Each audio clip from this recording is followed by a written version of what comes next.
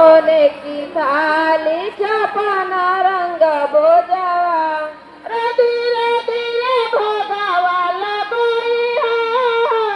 नाता जयरी सियाई धीरे धीरे भोगावा लगोइहा नाता जयरी सियाई मोर मैया पतरी नगिनिया हो उनकर पतरी तला रे मोर मैया पतरी तिलनिया हो उनकर पतरे कलाई कांचन थाली कपूर के बाती कांचन थाली कपूर के बाती